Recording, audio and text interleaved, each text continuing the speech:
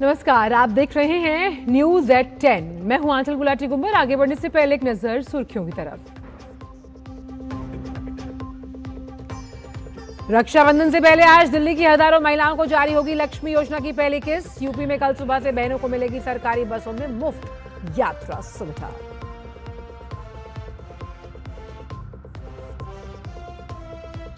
वित्त मंत्री निर्मला सीतारमण ने टोरंटो में भारतीय प्रवासी कारोबारी समुदाय के साथ किया संवाद। वहीं वाणिज्य मंत्री पीयूष गोयल ने अपनी जापान यात्रा के तीसरे दिन आज टोक्यो में बड़ी कंपनियों के वरिष्ठ अधिकारियों से की मुलाकात।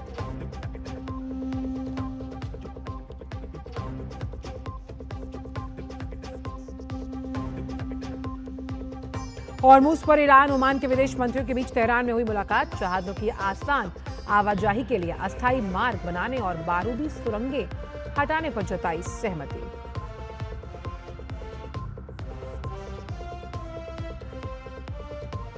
भारत के खिलाफ कोलंबो टेस्ट के चौथे दिन आज फॉलो ऑन बचाने के इरादे से मैदान पर उतरी श्रीलंका। फॉलो ऑन बचाने के लिए 39 रन की जरूरत।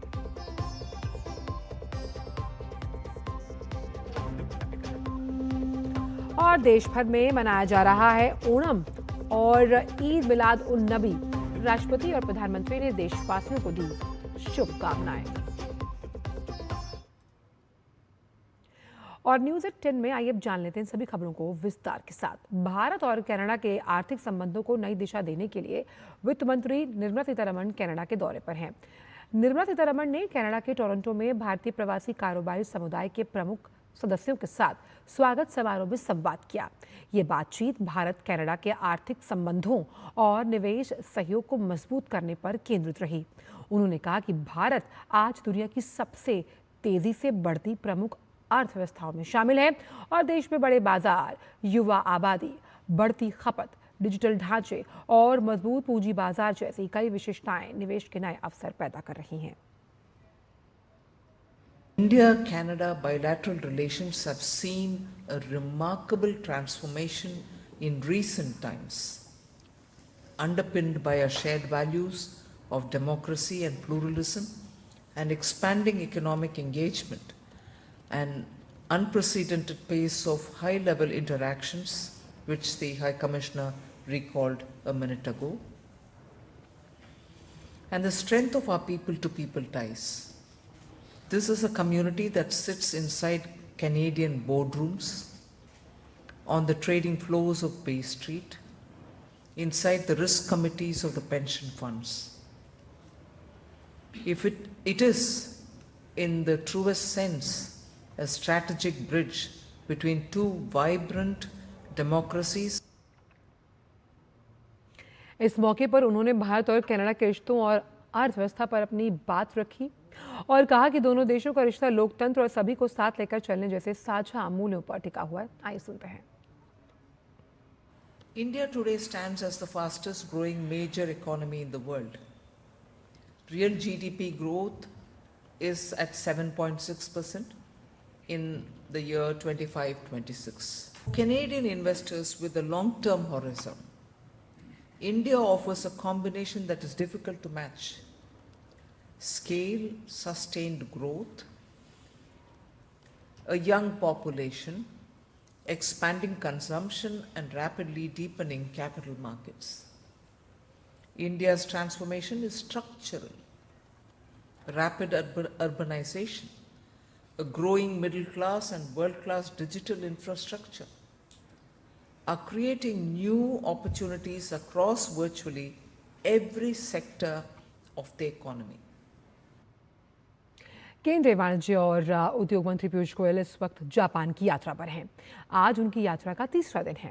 पीयूष गोयल ने आज अपने दिन की शुरुआत निप्पॉन लाइफ इंश्योरेंस के मैनेजिंग एग्जीक्यूटिव ऑफिसर और ग्लोबल बिजनेस के हेड मिनोरू किमुरा के साथ एक मुलाकात को लेकर की।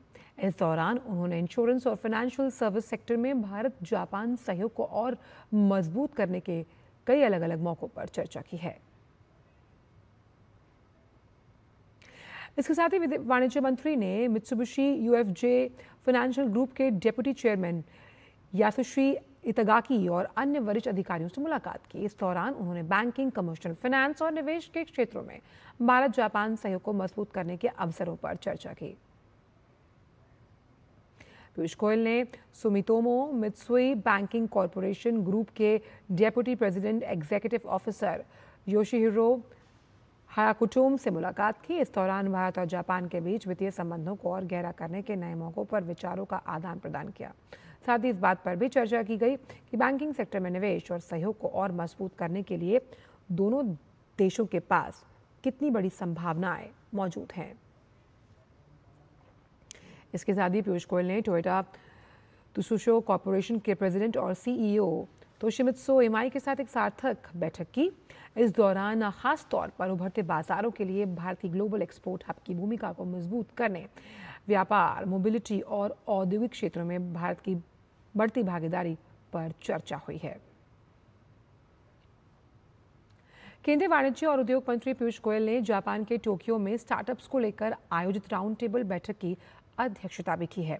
बैठक में भारत जापान के बीच स्टार्टअप इकोसिस्टम, नवाचार और सहयोग की संभावनाओं पर चर्चा हुई। बैठक में जापान में भारत की राजदूत नगमा एम मलिक, टोक्यो मेट्रोपॉलिटन सरकार के स्टार्टअप स्ट्रैटेजी विभाग के साकुमा कोसोई और जापान इंटरनेशनल कोऑपरेशन एजेंसी के वरिष्ठ उपाध्यक्ष शोहेई हारा समेत कई प्रमुख प्रतिनिधि मौजूद रहे। बैठक के दौरान दोनों देशों के स्टार्टअप्स के बीच साझेदारी बढ़ाने और नई तकनीकों और निवेश के अवसरों को मजबूत करने पर जोर दिया गया। रक्षाबंधन से पहले आज दिल्ली के हजारों महिलाओं को दिल्ली की रेखा गुप्ता सरकार बड़ा तोहफा देने जा रही है। दिल्ली सरकार आज दिल्ली लक्ष्मी योजना के तहत पात्र महिलाओं को पेंशन के आधिकारिक पत्र सौंपेगी। इसके बाद अगले महीने की 1 तारीख से महिलाओं के खातों में पेंशन की रकम सीधे जमा होनी शुरू हो जाएगी।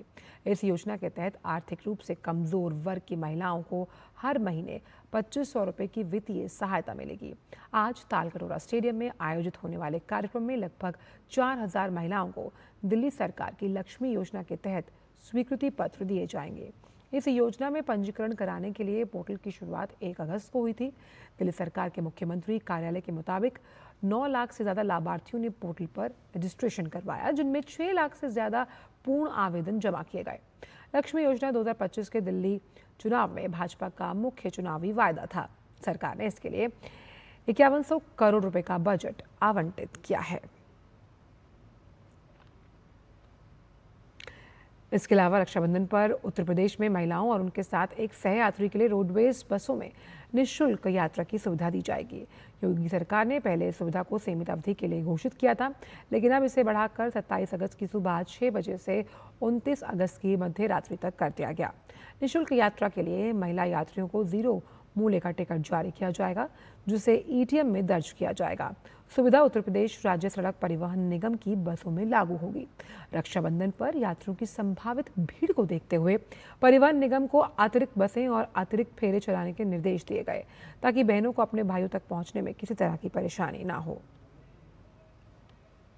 रक्षाबंधन के लिए 27 तारीख से लेकर 29 तक 3 दिन के लिए बसें एक सहवर्ती के साथ, एक सहयोगी के साथ महिलाओं के लिए फ्री कर दी गई हैं। इसके लिए मुख्यमंत्री जी को हम विशेष रूप से धन्यवाद देते हैं। योगी सरकार ने 60 वर्ष से अधिक उम्र की महिलाओं को परिवहन निगम की बसों में आजीवन निःशुल्क यात्रा की सुविधा देने के प्रस्ताव को मंजूरी दी। सरकार ने इसके लिए लोकमाता अहिल्याबाई मातृशक्ति योजना को स्वीकृति दी। आज इसका उद्घाटन होना है। योजना के तहत 60 वर्ष से अधिक आयु की महिलाएं उत्तर प्रदेश परिवहन निगम की सभी बसों में आजीवन निःशुल्क यात्रा कर पाएंगी। परिवहन मंत्री के मुताबिक इस फैसले से प्रदेश की 1 करोड़ से अधिक महिलाओं को लाभ मिलने का अनुमान है। निःशुल्क यात्रा के लिए महिलाओं को अपनी आयु का प्रमाण देने के लिए वोटर आईडी या आधार कार्ड दिखाना होगा। सरकार की ओर से इसे रक्षाबंधन से पहले महिलाओं के लिए एक बड़ा उपहार बताया गया है। और वहीं यूपी के कैबिनेट मंत्री सुरेश खन्ना ने इस अहम फैसले को लेकर योगी आदित्यनाथ का आभार जताया है। जो कैबिनेट बैठक हुई थी उसमें खास तौर से महिलाओं के लिए, जिन लोगों की उम्र 60 वर्ष से ऊपर है, वो लोग बस में निःशुल्क यात्रा कर सकेंगे और ये शीघ्र लागू हो जाएगा।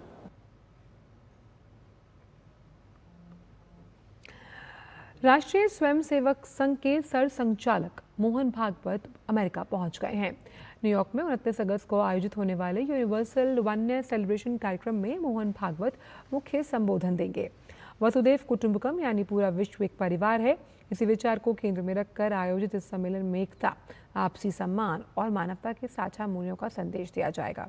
इसका संचालन American Hindus for engagement and dialogue forum की ओर से आयोजित इस कार्यक्रम में अमेरिका के अलग अलग हिस्सों से सामुदायिक प्रतिनिधि, सामाजिक संगठनों के सदस्य, युवा उद्यमी और विभिन्न क्षेत्रों से जुड़े लोग हिस्सा लेंगे। माना जा रहा है कि मोहन भागवत का संबोधन भारतीय दर्शन, वैश्विक सद्भाव और समाज में सहयोग की भावना पर केंद्रित होगा। न्यूयॉर्क में होने वाले इस विशेष आयोजन पर भारत और अमेरिका दोनों की नजरें टिकी हुई हैं। नई दिल्ली नगर पालिका परिषद ने नई दिल्ली में आगामी ब्रिक्स शिखर सम्मेलन के मद्देनजर अपने क्षेत्र में निर्बाध शहरी सेवाएं, विश्व स्तरीय स्वच्छता, बेहतर सौंदर्यीकरण और प्रभावी नागरिक प्रबंधन सुनिश्चित करने के लिए व्यापक योजना लागू की है। डीडी न्यूज से खास बातचीत में एनडीएमसी के चेयरमैन मनोज कुमार द्विवेदी ने ये जानकारी साझा की है। देखिए, ये हमारे लिए राष्ट्र स्तर पर और अंतर्राष्ट्रीय स्तर पर एक बहुत ही सम्मान की बात है, गर्व की बात है कि हम लोग अध्यक्षता कर रहे हैं ब्रिक्स की। दिल्ली की जो छवि है वो अंतर्राष्ट्रीय स्तर पे बहुत अच्छे से जाए। हम शहर को बहुत अच्छे से सजाएंगे। शाम के समय जो लाइट्स के अरेंजमेंट है उससे भी सजावट की जाएगी। हमारी रोटरीज और जो रोड्स हैं, इम्पोर्टेंट रोड्स हैं, वो सबको बहुत अच्छे तरीके से डेकोरेट किया जाएगा।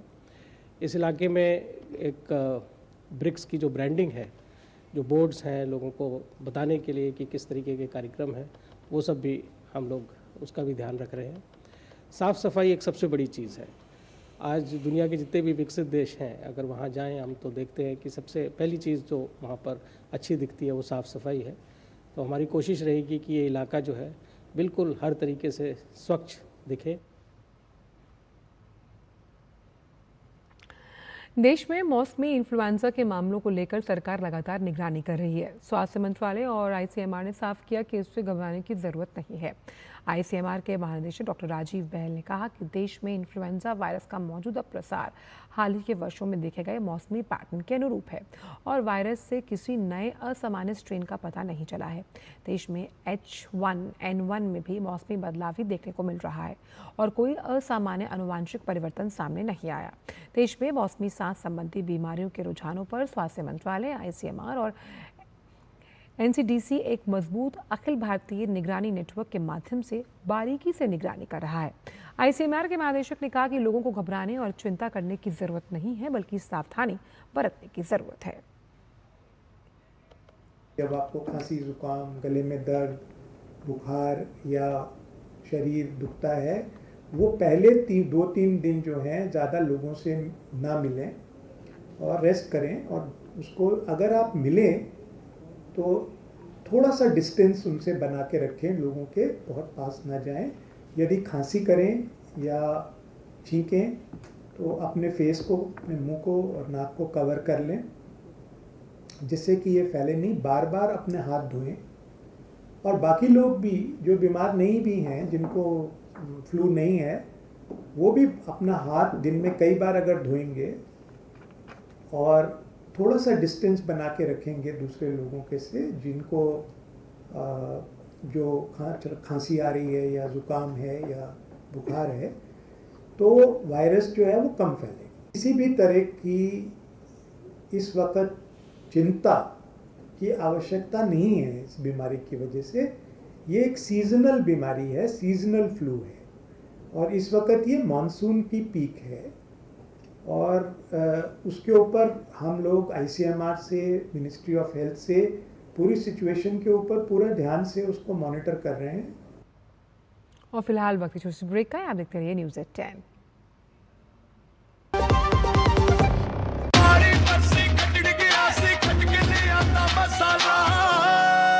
मसाला ओए, छोले दा या लोबे दा, पंजाबी छोले दा या पिंडी चने दा।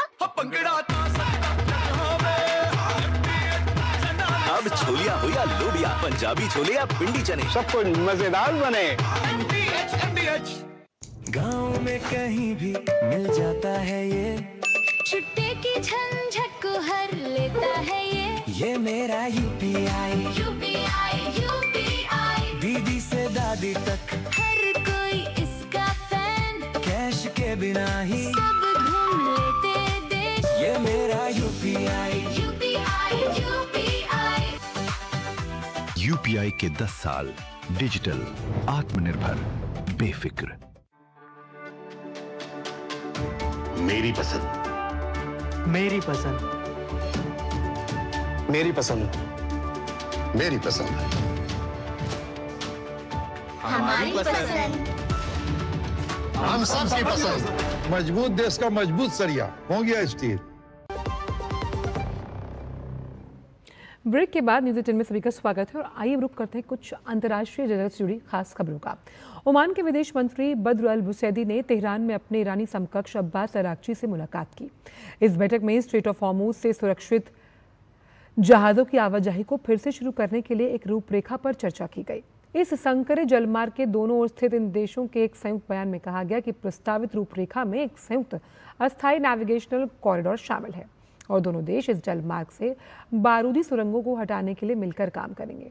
बयान में कहा गया कि ईरान और ओमान एक स्थायी शिपिंग कॉरिडोर स्थापित करने और इस जल डमरू मध्य के भविष्य के प्रशासन पर समझौते के लिए तकनीकी बातचीत जारी रखेंगे। अमेरिका और इजराइल द्वारा ईरान पर हमला करने से पहले दुनिया के कुल व्यापारिक तेल का लगभग 5वां हिस्सा इसी जल डमरू मध्य से होकर गुजरता था। वहीं ईरान और ओमान के इस उभरते समझौते को अमेरिका स्वीकार करेगा या नहीं स्पष्ट नहीं है। अमेरिका और ईरान के बीच सीधी लड़ाई का दौर काफ़ी हद तक थम गया, लेकिन शांति समझौते के लिए कूटनीतिक कोशिशें रुकी हुई हैं और इस जलमार्ग से गुजरना अभी भी खतरनाक बना हुआ है। संयुक्त राष्ट्र ने पूर्वी यरूशलेम में UNRWA के कलंदिया ट्रेनिंग सेंटर में इजरायली अधिकारियों की कार्रवाई की कड़ी निंदा की। यूनाइटेड नेशन प्रवक्ता स्टीफन दुजारिक ने कहा कि इजरायली सुरक्षा बलों समेत अधिकारियों ने सेंटर में बिना अनुमति प्रवेश किया और परिसर में अनधिकृत काम किया। संयुक्त राष्ट्र के मुताबिक कि केंद्र 70 साल से ज़्यादा समय से फिलिस्तीनी शरणार्थियों के लिए व्यावसायिक शिक्षा उपलब्ध करवा रहा है। या वेस्ट बैंक से आने वाले सैकड़ों युवा हर साल मुफ्त ट्रेनिंग लेते हैं। यूनाइटेड नेशंस ने आशंका जताई है कि इसी कार्रवाई से छात्रों की शिक्षा प्रभावित हो सकती है। दुजारिक ने कहा कि मई के बाद से ये 5वीं बार है जब इजरायली अधिकारियों ने UNRWA की सुविधाओं में बिना अनुमति प्रवेश किया। वहीं यूनाइटेड नेशन महासचिव एंटोनियो गुतेरेस ने इजरायल से तुरंत हस्तक्षेप रोकने, परिसर खाली करने और उसे संयुक्त राष्ट्र को वापस सौंपने की मांग की है। रुक करते हैं अब खेल जगत से जुड़ी कुछ खास खबरों का। जम्मू कश्मीर की फेंसिंग ने खेल जगत में नया इतिहास रच दिया। फेंसर श्रेया गुप्ता ने एशियन गेम्स के लिए क्वालिफाई किया और वो पहली जम्मू कश्मीर की महिला खिलाड़ी बनकर इतिहास रचने के लिए आगे बढ़ रही हैं। वहीं विशाल थापर ने अपनी रैंकिंग के आधार पर भारतीय टीम में जगह बनाकर प्रदेश के लिए दोहरी उपलब्धि हासिल की। दोनों खिलाड़ी सितंबर 2026 में जापान के आईची नगोया में होने वाले 20वें एशियन गेम्स में भारत का प्रतिनिधित्व करेंगे। श्रेया गुप्ता ने इंडिविजुअल और टीम इवेंट, जबकि विशाल थापा ने टीम इवेंट के लिए क्वालिफाई किया है। सालों की कड़ी मेहनत, अनुशासन और लगातार बेहतर प्रदर्शन का नतीजा है कि जम्मू कश्मीर के ये दोनों फेंसर अब एशिया के सबसे बड़े खेल मंच पर अपनी प्रतिभा का प्रदर्शन करेंगे। आज का दिन ये दिन देखने के लिए एक कोच, मैं कोच बोल रहा हूँ, कोच का ख्वाब होता है कि बच्चा ओलंपिक खेले और ओलंपिक के नज़दीक है एशियन गेम्स। इसकी अगली सीढ़ी ये ओलंपिक है और वो दिन दूर नहीं होगा कि ये ओलंपिक भी खेलेंगे, पक्का 101% यहाँ तक हमारे को यकीन है इस बात का। लेकिन मैं विशाल और श्रेया की बात करूँ, विशाल की बात करूँ, विशाल को 20 साल हो गए मेहनत करते हुए। 20 साल से इसने सीढ़ियों से स्टार्ट किया था सर। ये इंफ्रास्ट्रक्चर तो अभी मिला हमको, ये स्पोर्ट्स काउंसिल की देन है, ये इंफ्रास्ट्रक्चर मिला और कुछ एसोसिएशनों ने हमारा वो जो है हेल्प किया है इसके लिए, ये पिस्टें वगैरह ये है। लेकिन स्पोर्ट्स काउंसिल ने भी बहुत ज़्यादा हेल्प दी है। अभी जो हमारे पास इक्विपमेंट है वगैरह आया है, लेकिन इस इक्विपमेंट से ये विशाल वगैरह नहीं खेल के गए हैं, ये सीढ़ियों से प्रैक्टिस करके एनसीयू में पहुँचे हैं। फेंसर विशाल थापर ने भारतीय फेंसिंग टीम में जगह बनाकर बड़ी उपलब्धि हासिल की। विशाल थापर से खास बातचीत की डीडी न्यूज़ संवाददाता रजत वोहरा ने। जम्मू कश्मीर के लिए इतिहास रचने वाले और एशियन गेम्स 2026 में सिलेक्ट होने वाले फेंसर विशाल थापर हम इस समय हमारे साथ मौजूद हैं। विशाल, क्या कहेंगे, सबसे पहले कैसी फीलिंग है, क्योंकि पहली बार जम्मू कश्मीर से कोई फेंसर जो है सिलेक्ट हुआ और एशियन गेम्स तक आप पहुँचे? खुशी तो बहुत है। एक्चुअली मेरे को 20 साल हो गए फेंसिंग करते MS स्टेडियम में, और जम्मू को रिप्रेजेंट करते 20 साल हो गए under the JNK fencing association के अंदर। और मैं ये अब से नहीं, मैं पिछले 2014 से एशियन गेम्स के लिए रेस में भाग रहा हूँ, बट हाँ 2026 में मौका मिला है, तो it is very big achievement for me and for fencing family also. पहली बार एशियन गेम्स में अगर कोई जा रहा है तो कितनी बड़ी आपके लिए उपलब्धि तो है ही, बट जम्मू कश्मीर के लिए कितनी बड़ी उपलब्धि से मानते हैं? एशियन गेम्स में पहले फेंसिंग में आई थिंक कोई भी नहीं है अभी तक, तो हमारे सीनियर्स, हमारे कोचेज छोटूलाल सर, हमारे सीनियर आशीष सर, ये सब भी पहले जब प्लेयर थे, इन्होंने भी एशियन गेम्स के ट्रायल्स वायल्स में बहुत बार ये अपेयर हुए हैं, तो ये बहुत बड़ी बात है कि उनका स्टूडेंट और आज ये क्वालिफाई कर रहा है, तो जम्मू फेंसिंग के लिए बहुत बड़ी बात है ये। हाल ही में आपने एक वर्ल्ड कप है, वर्ल्ड चैंपियनशिप है, उसमें भी कई बार आपने पार्टिसिपेट किया गया। अलग अलग कितनी गेम्स आपने खेली और किस तरह की अचीवमेंट?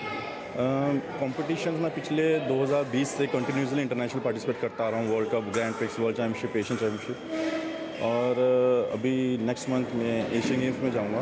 और था तो टफ बहुत, और इस कंपटीशन में बहुत ज़्यादा अच्छे रिजल्ट नहीं आए, बट हाँ एक बेंचमार्क था वो अचीव करना था। अब क्या टारगेट है और क्या मिशन लेके जा रहे हैं एशियन गेम्स? अभी टारगेट है एशियन गेम्स, तो मिशन हमारा ये है, हर एथलीट का एक मिशन है कि मेडल लेके आएँ। आई होपफुली मेडल आए और मैं जम्मू एंड कश्मीर को प्राउड फील करूँ। तो ये हैं विशाल थापर, जिन्होंने जम्मू कश्मीर का नाम जो है आज दुनिया में रोशन किया है, और पहली बार जम्मू कश्मीर के फेंसर जो है वो हिस्ट्री लिखते हुए एशियन गेम्स 2026 में रिप्रेजेंट करेंगे, और साफ तौर पर जम्मू कश्मीर के लिए, पूरे देश के लिए एक बहुत बड़ा जो सुनहरा पल है वो यहाँ पर ये हिस्ट्री लिखते हुए नजर आ रहे हैं। वीडियो जर्नलिस्ट के साथ DD न्यूज़ के लिए जम्मू से मैं रजत वोरा।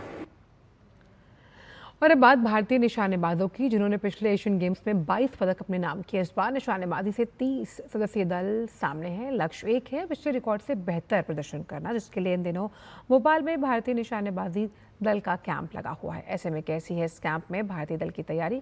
कौन से हैं वो नए चेहरे जो इस बार अपने प्रदर्शन से भारतीय निशानेबाजी को विश्व पटल पर नया आयाम देंगे? इन सभी मुद्दों पर DD न्यूज़ संवाददाता गौरव कुमार ने national rifle association of India के महासचिव पवन कुमार सिंह से खास बात की। आइए सुनवाते हैं।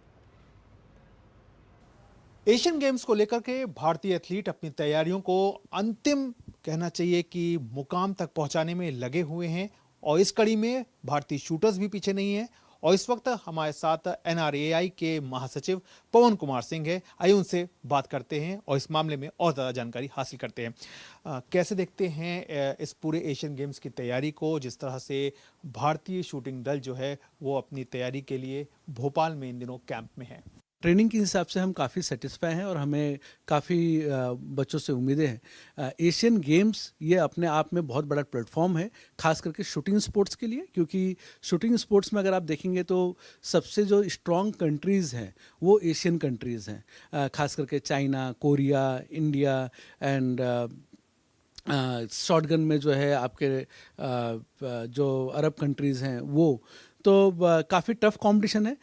ये इस हिसाब से है कि अगर आप ओलंपिक मेडल भी देखें तो शूटिंग में जो है एशियन कंट्रीज ज़्यादा जीतते हैं। बात करें अगर शूटर्स की तो मनु भाकर को हर कोई जानता है, ईशा सिंह को हर कोई जानता है, ऐश्वर्य प्रताप सिंह को भी हर कोई जानता है, लेकिन इनके अलावा अगर पूरी टीम की बात करें तो किस तरह से ये पूरा संयोजन जो है वो आप देख रहे हैं? शूटिंग की यही खासियत है कि जो बच्चा अच्छा परफॉर्म करता है वो इंडिया को रिप्रेजेंट करता है, और इसमें मिक्स टीम है, कुछ पुराने बड़े नाम भी हैं और कुछ नए नाम भी हैं। तो टोटल अगर वर्ल्ड रैंकिंग में देखें तो वर्ल्ड रैंकिंग टॉप 7 में ऐसे 7 इवेंट या टोटल 6 खिलाड़ी हैं जो वर्ल्ड रैंकिंग टॉप 7 में हैं, जो इंडिया को रिप्रेजेंट करेंगे एशियन गेम्स में और भारत के लिए मेडल जीतने की कोशिश करेंगे। दिल्ली से हट करके भोपाल में ये कैंप गया, इसके पीछे कोई खास वजह? भोपाल में जो है जो फाइनल हॉल है वो बेसिकली इंडोर फाइनल रेंज है, और जो एशियन गेम्स में जो फाइनल हॉल है वो भी इंडोर है। तो इसलिए जो है हमने खास करके वो एक्सपीरियंस बच्चों को देने के लिए हमने भोपाल में इस बार कैंप लगाया है, जिससे कि बच्चे जो है वो सिमुलेट कर पाए अपने आप को और वहाँ पे जो है फाइनल्स की अच्छी तरह से तैयारी कर पाए। अनुभवी खिलाड़ियों को तो अनुभव होता है, लेकिन जो नए होते हैं, जो पहली बार होते हैं, उनका मोरल हाई रहे उसके लिए क्या कुछ तरीका जो है वो संस्था जो है वो अपनी तरफ से दे रही है? बच्चे काफ़ी खुश हैं, काफ़ी हैप्पी हैं, क्योंकि सारा रेंज और वहाँ पे जो खाना और जो एक्सरसाइज वो सब कुछ जो है एक जगह पे हो पा रहा है। उनका तैयारी जो है वो पूरी तरह से मुकम्मल है। जो कैंप में मूड है वो भी बहुत ज़्यादा एक उत्साहजनक है, क्योंकि तैयारी ज़मीनी स्तर पर जो सुविधाएं होनी चाहिए वो सारी जो हैं वो शूटर्स को मिल रही हैं। कैमरामैन योगेश के साथ मैं Gaurav Kumar, DD news, Delhi. Asia junior classical शतरंज चैंपियनशिप में भारतीय खिलाड़ियों ने 2 खिताब अपने नाम कर लिए। प्रतीति बारदोलोई ने इतिहास रचते हुए Asian junior girls championship under 20 का खिताब अपने नाम किया। सिर्फ 13 साल 5 महीने की उम्र में प्रतीति ने 9 राउंड में 7.5 अंक हासिल किए और दूसरे खिलाड़ियों से आधे अंक आगे रहते हुए खिताब पर कब्जा जमाया।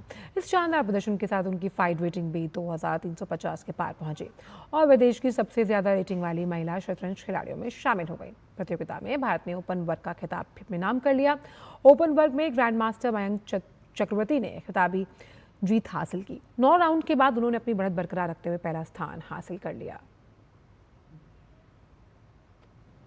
आज पैगंबर मोहम्मद का जन्मदिन है। इस दिन को ईद मिलाद उन नबी के रूप में मनाया जा रहा है। श्रीनगर की प्रसिद्ध दरगाह हजरत बल में भी ईद मिलाद उन नबी पर्व मनाया गया। ईद मिलाद उन नबी का ये पर्व पैगंबर मोहम्मद के उपदेशों से लोगों को अवगत कराने का दिन है और इस मौके पर जुलूस निकाले जाते हैं और लोग पैगंबर को याद करते हैं। राष्ट्रपति द्रौपदी मुर्मू ने ईद मिलाद उन नबी के अवसर पर देशवासियों को बधाई दी। उन्होंने लिखा, ईद मिलाद उन नबी के पावन अवसर पर मैं सभी देशवासियों को, विशेषकर मुस्लिम भाइयों और बहनों को हार्दिक शुभकामनाएं और बधाई देती हूँ। ईद मिलाद उन नबी का पर्व पैगंबर मोहम्मद के उपदेशों को स्मरण करने का अवसर है। उनकी शिक्षाएं हमें सदाचार और कर्तव्य की भावना को अपनाने की प्रेरणा देते हैं। आइए हम पैगंबर मोहम्मद के जीवन के उच्च आदर्शों से प्रेरणा लें और एक समावेशी और विकसित भारत के निर्माण में अपना सक्रिय योगदान भी दें।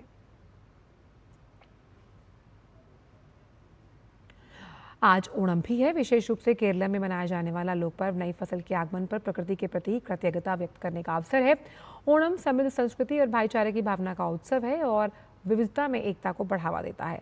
मलयालम पंचांग के चिंगम महीने में आने वाला ये 10 दिवसीय उत्सव फसल समृद्धि और राजा महाबली की लोक कथा से जुड़ा है। मान्यता है कि महाबली अपनी प्रजा से मिलने हर वर्ष लौटते हैं। इसी स्वागत में घरों और सार्वजनिक स्थलों पर पोक्कलम सजते हैं और उत्सव का रंग गहरा जाता है। राष्ट्रपति द्रौपदी मुर्मू ने ओणम के पावन अवसर पर देशवासियों को बधाई दी। उन्होंने एक्स पर पोस्ट करते हुए लिखा, ओणम के शुभ अवसर पर मैं सभी नागरिकों और विशेष रूप से देश विदेश में रहने वाले केरल के भाइयों और बहनों को हार्दिक शुभकामनाएं देती हूं। और न्यूज़ 10 में फिलहाल इतना ही। थी अनुमति, नमस्कार।